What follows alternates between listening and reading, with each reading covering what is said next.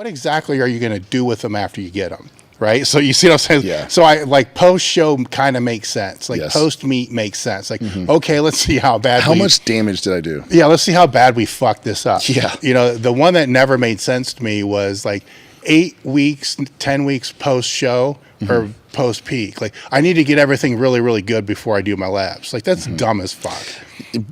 You know what it is, Dave? It's people, we know what we're doing, and it's hard to sometimes to be like, I don't want to hear the truth. I don't, out of sight, out of mind. Whether It's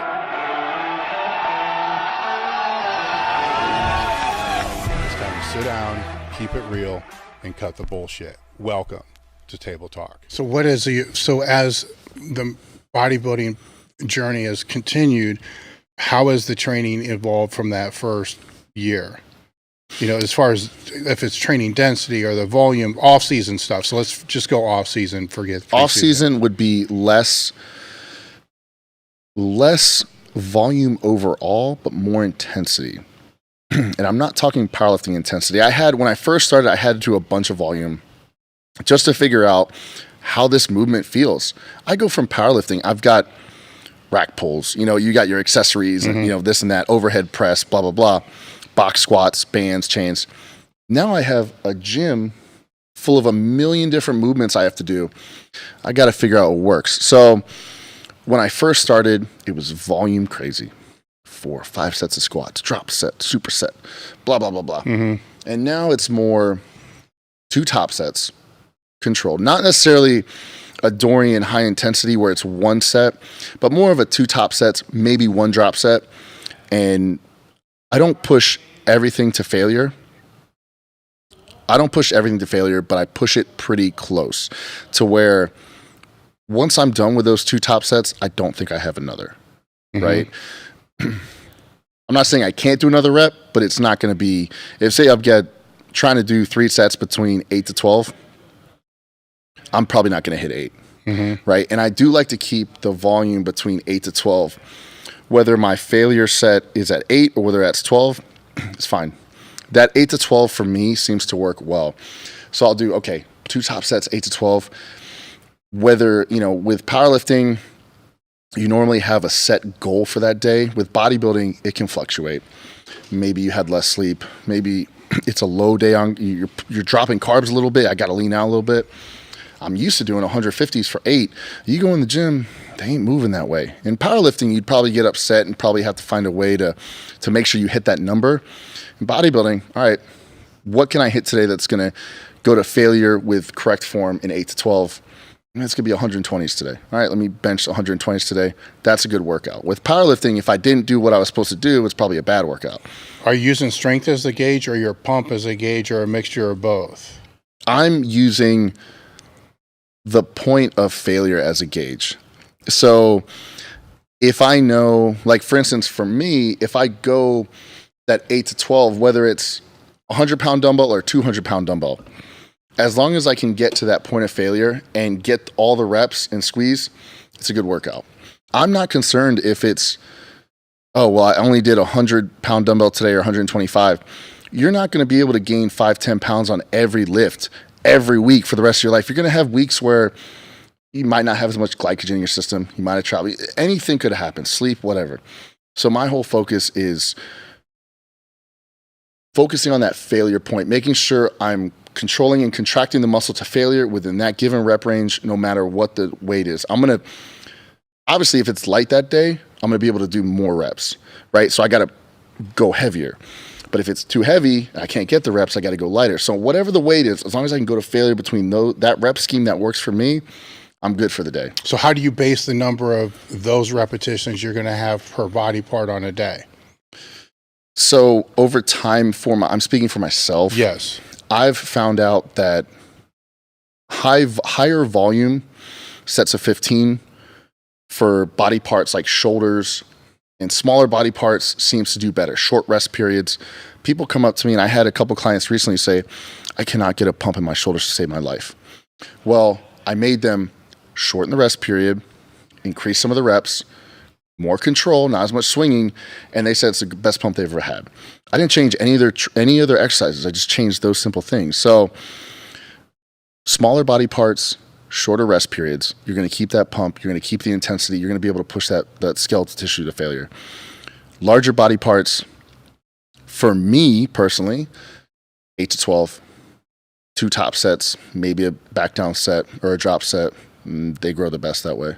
I'm asking more about the total movements, and so say if it's chest, there's 4 exercises. Okay. So the 8 total sets. So where do you know that another exercise shouldn't be done? When I stop losing the pump, which I found out over time, which is around the 5th exercise for me. I usually plan for about 5 exercises. I would say between 15 sets total to 20. So it's more higher volume. But then some days it could be 12 sets, right? I'm still not changing that 8 to 12 reps, but the sets may vary. I may only do 2 sets. Like if I'm in prep, I'm maxing out at 2 sets. If I'm off season, I may do 3 sets with a drop set. So once I'm in the gym past like an hour and a half, or it's pretty much at this point on the dot, I'll start losing my pump at like an hour and a half. And then I start, my mind starts wandering, or, I'm just tired and I can't even, I pretty much get to the point where I don't feel like I want to be in the gym anymore. How many body parts then are you doing? Let's say if it's chest, shoulders, and triceps all in one day, then you're not going to start to lose your pump, because the chest pump is just going to blend into the shoulder and the tricep next. Yeah, I would say for me personally, the most I'll do is I'm sort of more of a bro split. I've done the squat. The press pull legs, push pull legs. Powerlifter never goes away, by the way. Yeah. I've done the squat, but so I've done push pull legs and different variations of that, and I couldn't feel it. I couldn't feel when I had to leave the gym, because I had a pump, but then one day I was doing less volume, more intensity, so I wasn't really getting the pump that day anyway. So I'm like, I got lost, right? And over time, it started beating me up after a couple weeks. I'm like, okay, that was fun to switch it up. But then I went back to more of the bro split, and I'm in tune with my body. I know when I start losing the pump, I start, get your ass out of the gym, go eat. I know when I hit that 4th to 5th exercise, if I've pushed everything to the point I need to push it for in training, I'm not making it past that 4th, 5th exercise, even if I wanted to. So the bro split, you're speaking more one exercise or one body part per day. Yes. Like a chest day, a back day, arm day, shoulder day, leg day. You throw calves in there a couple times a week, abs. Okay. If you've got an arm weakness, maybe have your own arm day, but maybe throw tricep with a certain movement and a bicep with a certain movement, just so you keep them active. And you don't want to overtrain arms, guys. If you overtrain arms, they aren't going to grow. I've tried 3 days a week, 4 days a week. It didn't work. When you find that perfect split for you, just keep them active during the week, touch them up during the week, and then hit them hard on the weekend or whatnot. That's how you could do sort of more than one body part in a day. But if you're hitting, and a lot of guys who do push-pull legs, which I've done before, they may be like, well, I do, different movements or different, shoulders and chest and back in a day and stuff like that. You're pretty much doing like maybe 2 movements per body part. And for me, as someone who responds to a higher volume, it doesn't work for me. Well, that's kind of why I put the line of questioning in there for that, because if you're using strength as a guide, right, on the volume per set, right, with good form, but then you're using the pump as the guide to be able to shut it down, where that works very, very well. You can auto-regulate that very, very well with chest and maybe triceps if you have like one or two movement. But when you have that, the chest, shoulders, triceps, that becomes very hard for somebody to learn how to auto-regulate. It's hard, right, because of what I just said. If the pump, because now if you're using the chest as the guide, what the fuck are the triceps even going to do? Because you're too shot from all that pressing. To where there's value in this pro split just from what you're talking about. Is it allows you to learn how to auto-regulate the volume, the effort, intensity. To me, like yourself, it's powerlifting because of percentages and shit, but the volume, and then the frequency is where it becomes a little tricky, right? Because now it's like once a week per body part, kind of, but not really, because you're kind of training your biceps, and there's kind of crossover with that. And so now with that in mind, do your does your nutrition on the bigger body part days or your intra or your training nutrition change? Yes, 100%. I think that when I do right now, I pretty much do 2 high days on my hardest movements. And I'm not worried so much about strength, so I don't need to load up the day before, but more the day of for growth. And so what I'll do on my high days, I'll do like 50 grams of a intracarb, like a highly branched cyclic dextrin. What I use field rations from First Attachment, and it's got EAAs in there. So I use it all during my training. So that's 2 scoops then, right? 2 scoops, yeah. Just to talk about that last point, like you said, with the auto regulation is hard. I think with like a chest, shoulder, tricep, like a push pull legs, I find that people are either going too hard or too soft, right? It's hard to figure out and nail it every single time.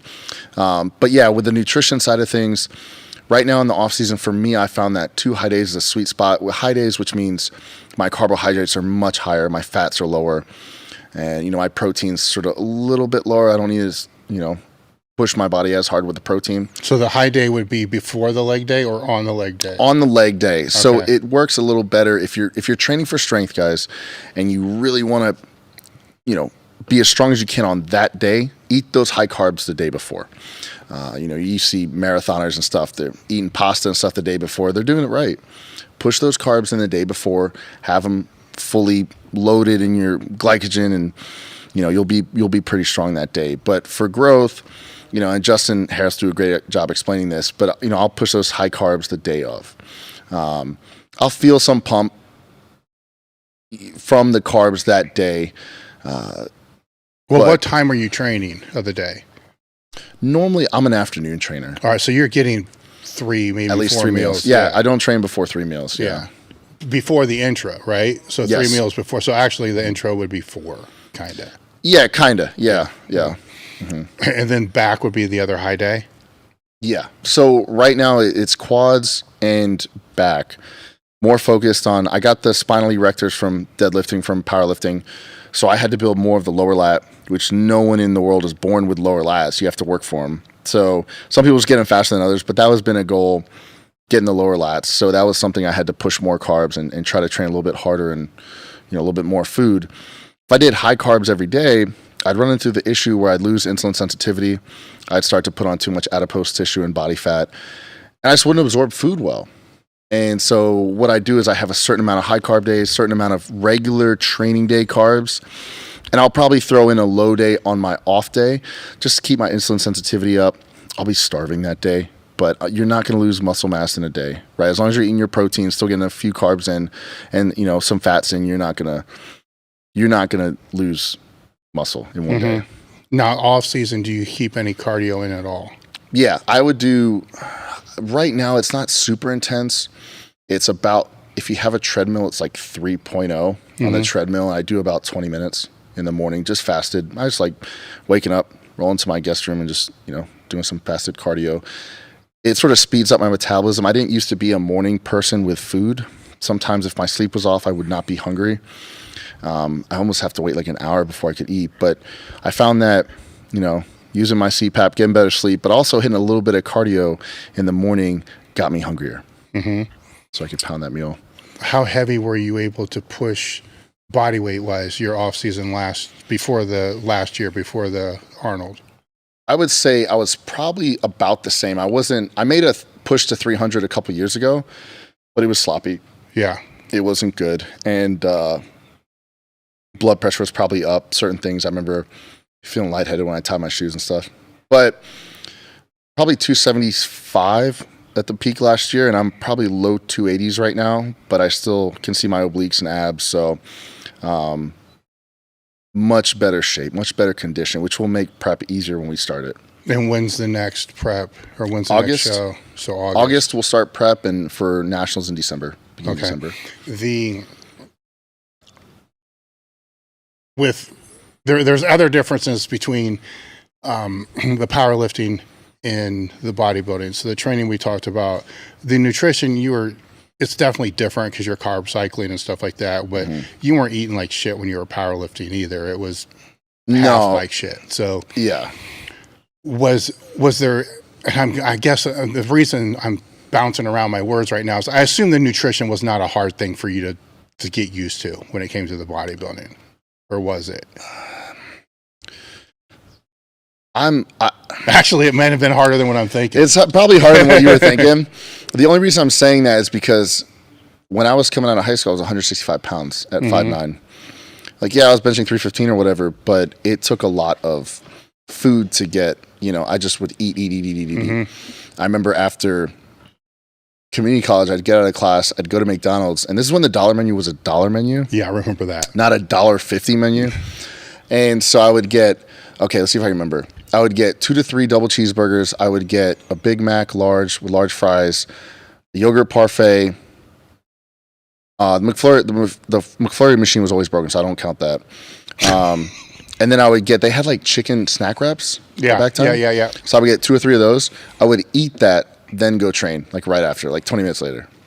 And I didn't feel sick at all. So that sort of was, man, I'm giving away a secret here. When I was at VMI and I put that 300 pounds on my squat within a year, I would be eating cheeseburgers, like warming up for squat. Like while I was warming up. People didn't know how I did it, but I just digest food and it burns so fast through me.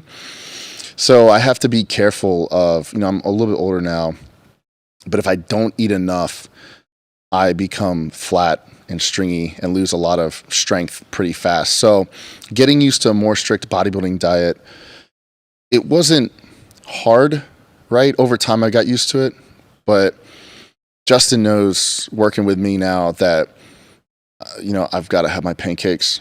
I've got to have certain things in the off season that I can still digest, but if I don't get those extra calories in, I can only eat, 1,200 grams of clean carbs so often before my jaw starts hurting and stuff. Yeah. Sometimes I got to throw a cheat meal in there. I got to throw a cheeseburger in there and stuff just to be able to get those calories in. And especially while I'm growing. So it wasn't difficult, but it wasn't super easy getting more strict. With now the PEDs changed a lot, right? Yeah, right. dude. So they're I mean, that's a whole conversation there. That right? is, yeah. So you're going from, I'm going to assume, just straight anabolics, test, trend, shit like that when you were powerlifting, and then into the bodybuilding world, which is a whole different fucking game.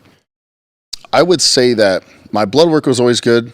I got my echocardiogram last year, and the doctor told me, I was looking at the screen when they were doing it. And if anyone doesn't know, it's like pretty much similar to when you're getting like a scan on your kid, your wife's belly and stuff. It pretty much looks like that on your heart. And I asked her, at this point, I'm assuming with everything I've done with powerlifting and whatnot, just being an athlete in general and training hard, all right, there's got to be some, hypertrophy, my left atrium, things like that. And she showed me, she's like, you have none. She's like, you need to call your parents and thank them, for your genetics and stuff. So I've been safe with things using performance enhancing drugs. I've been very safe. Whether people want to believe it or not, that's up to them. I don't really care. But when I was powerlifting, it was more test. You only did stuff 12 weeks out. Like I would stay on test, like a low dose test. And then when you get about 12 weeks out, you ramp it up. You add in orals, maybe 6 weeks out, 7 weeks out. I would never go above like 50. I think maybe 2 weeks out, I'd go like 100 D-ball or 100 Anadrol. For milligrams. Yeah, I'm just putting it out there because maybe fuckhead is going to say you take.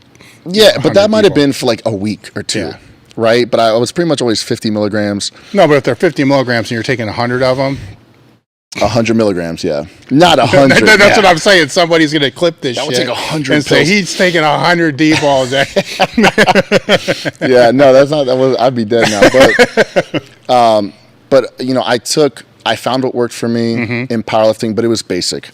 No growth hormone, no insulin, nothing like that. It was just straight.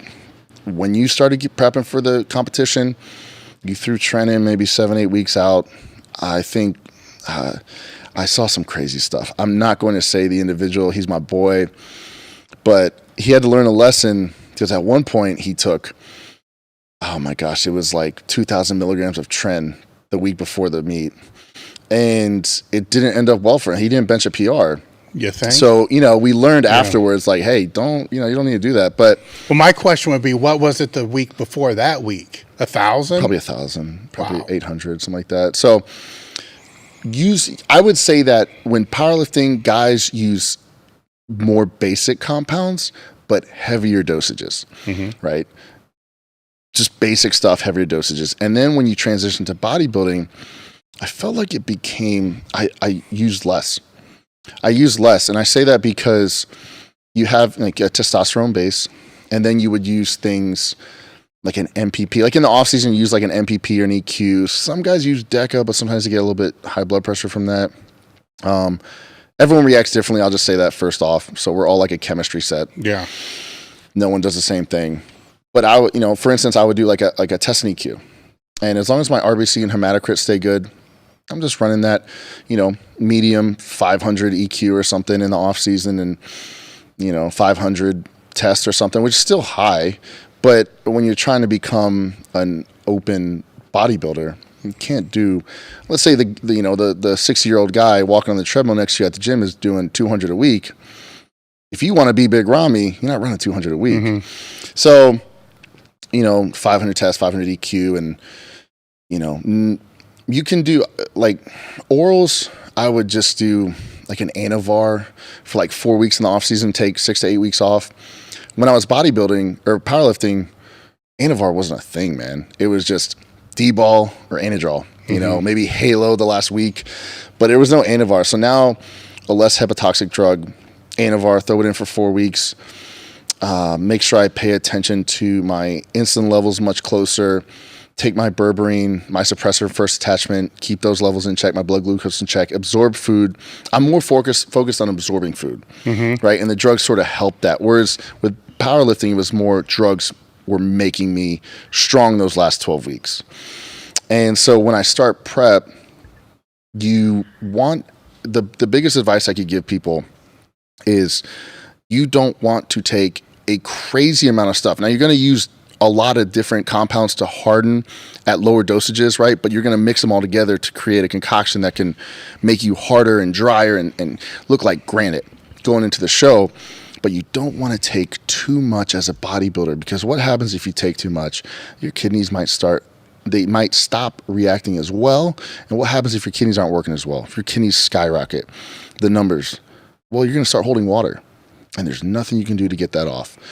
Maybe start taking a diuretic daily, but then you got other issues. So people may think that, guys are abusing a ton of stuff. It's really not. For bodybuilding, it's basically like a test, an EQ, and some growth hormone. Guys vary it from 3 IUs up to 10. I'm not going to say what other people do, and and then some guys might mess with a little bit of IGF-1. Some do, some don't, just because they're maybe a little bit afraid of possible cancer causing issues. Maybe they had some cancer in their family. They don't even want to. They didn't want to go down that path. Yeah. So mostly in bodybuilding, it'll be like a HGH, a test, another compound, maybe an oral every couple months just for a few weeks. Maybe push insulin on high days. Some guys really believe in that. That's pretty much it with bodybuilding. And then you take a little bit of Winstrol. A few things. You cut certain long esters out in bodybuilding, and then you start adding shorter esters in and Winstrol and things that will like harden you up. Because I don't care about being strong on stage. I care about looking good. So I just have to be hard and granity and look good on stage. The difference as I saw it is, in the strength side, it's just, you just take the shit to recovering it strong. That's it. There's not a whole lot of thought that most people are putting into it. It's like, fuck, I'm a little behind. I need to take more. I'm doing okay. I don't need to take any more. Bodybuilding, it seems like it's this strategic, there's synergistic. More of a reason. Yes. Yeah. Where it's all synergy, but then it has to work with the nutrition. The nutrition, it has to complement. So all this shit has to be put together like a puzzle. Yeah. As opposed to, man, I took 50 D-ball last time a week. Let me try 100 this time. Maybe. Yeah. And then your deadlift goes up another 20 pounds PR. You're like, well, shoot, that worked. Yeah. Let me keep that in. As opposed to bodybuilding where it's more, okay, my blood glucose is good with this amount of GH. If I raise my GH, is that going to hurt my blood glucose, my insulin sensitivity, so that I'm not going to absorb food more? It's more, things have to work together like you said. It's more not just, I just want to get stronger, you know? How often are you getting your labs checked? I would say at this point, definitely after shows. Like I said, I just got my echocardiogram, which was a little bit of a pain because I had to go through a primary, but I just told them, like, hey, I'm in my 30s. Let me get it done. You know, I've been an athlete, whatever. I've used performance enhancing drugs and stuff. And so they let me get it pretty easy. It just took a few weeks to get an appointment. But labs definitely after every show. At this point, you know, I'm not going to go completely off testosterone and things like that. Even if I am done with bodybuilding, I'll probably still have to run just a low dose. So probably after every show I do, which this year will be twice, and then maybe once or twice in between. I mean, I don't want to lie and say, oh, I get them done every month. Like, no, probably like midpoint in off season before we start prep, just to see where levels are at. If, hey, you know, let's wait a little bit longer. My body needs more time to recover. Luckily, I've been pretty good with certain things, and liver and kidneys are A-okay. And well, that's one of the secondary questions I have with that is, you know, Merrick Health is one of the sponsors of the podcast. So guys, link is in the bio. If you need your labs, we have a full panel lab, and we also have the checkup labs, which are in there as well. And there's a commercial that we run, so there's information on that. But you can work with you can either just get the labs done or work with somebody that can help walk you through all the labs. But the point that I wanted to make with a lot of people that just get their labs done, and there's multiple ways you can get your labs done. I mean, Merrick will give you a report, lay all this other shit out. Is the question I have for most is, so what exactly are you going to do with them after you get them? Right? So you see what I'm saying? Yeah. So I like post-show kind of makes sense. Like post-meet makes sense. Like, okay, let's see how much damage did I do? Yeah, let's see how bad we fucked this up. Yeah. You know, the one that never made sense to me was like 8 weeks, 10 weeks post-show or post-peak. Like, I need to get everything really, really good before I do my labs. Like, that's dumb as fuck. You know what it is, Dave? It's people, we know what we're doing, and it's hard to sometimes to be like, I don't want to hear the truth. I don't, out of sight, out of mind. Whether it's, I don't want to go get this injury checked. I'm just going to keep training through it, take ibuprofen and tape it up, throw an extra squat suit on, knowing full well you might have to stop lifting like that. Or whether it's with blood work, and because sometimes the blood work may mean, hey, you can't do nationals this year. I know you wanted your pro card, but you need some time to get that liver in check. Yeah. See, that would scare me, though, if it was me going, you know, training for the nationals, then 14 weeks out, I'm like, fuck that. I am not getting my labs 14 weeks out. Exactly. Because I don't want to have that conversation. Look, at the end of the day, and I'll say this too, right? If your blood levels are too high, your androgen response is not going to be as good. So guys, get your blood work done. Make sure that you've got good blood, clean blood, not an overabundance of blood, and your RBC and hematocrit's too high. Make sure that you donate blood when you need to. You keep everything in check, because at the end of the day, if certain organs and things aren't working right, or you got too much blood in there trying to pump through those veins, your androgen response is not going to be as good. No, that's a great point. Make sure it's worth doing it, guys, not only for health, but also your gear is going to work better. Oh, for performance, because it's, you know, I should have thought of that, right? Because if it is fucked, there are things you can do to mitigate it to still be able to go, you know, with that. But if it's a mess and you can't optimize what you have, then you're fucked. Yeah. You know, you're really fucked, because then all your other shit isn't going to work as well. Interesting. So, and are some companies, Merrick's one, that they'll work with, I don't want to say idiots. I mean, they're going to work with people on whatever their goals are to help mitigate, because and there are other doctors out there. They're hard to find, but there are other doctors out there that will tell you what you're doing is not smart, but then at least know you're going to do it anyhow. And if you're going to do it anyhow, how can we make this the least stupid we can actually the most make responsible way? Yeah. And they're out there. At least when I was coming up, they weren't. It was like everywhere I'd fucking go. It's like I go to the dentist and fucking tooth decay was because I was on testosterone. Dude, it was that was hard back. That was hard back then. But you know, nowadays we have so many HRT clinics and stuff, and I don't know the rulings and regulations that are trying to come down the pipeline to control it, because they see there's money involved. Yeah. Anytime there's money involved, certain, you know, things want to get involved because they want a piece of it. Yeah. So, But as of right now, you know, Merrick and stuff, guys, it's going to help you out not only in the long run health wise, but also for performance, like we said. Yeah, and I don't. With what you're talking about, I think they postponed whatever that was to kind of figure out basically how they can make money on it. Yeah. But outside of that, I mean, there's like the conversations on PEDs, then there's like the reality. Because I've been on different panels and different forums where they'll ask me, and I'm no expert on this shit, but I know I know how this shit works in the real world. Yeah. Like, just because, you know, a company like Merrick may not be able to prescribe unless they're in the state that you're in. Yeah.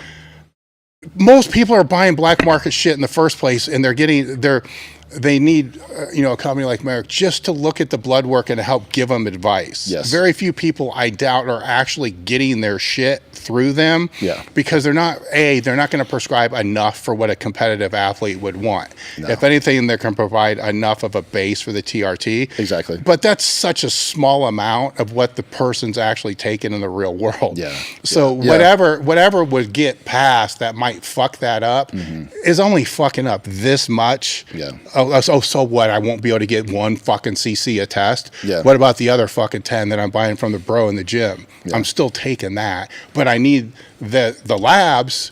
You know what I'm saying? I need a doctor that's going to be able to help mitigate this so my fucking kidneys don't explode or my heart doesn't blow up. I mean, it's important. Yeah, I mean, it's important to talk about, right?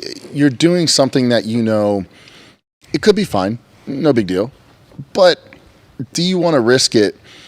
You know, nowadays, if you have the ability to legally talk to a doctor and say, hey, make sure you get me right, take advantage of it.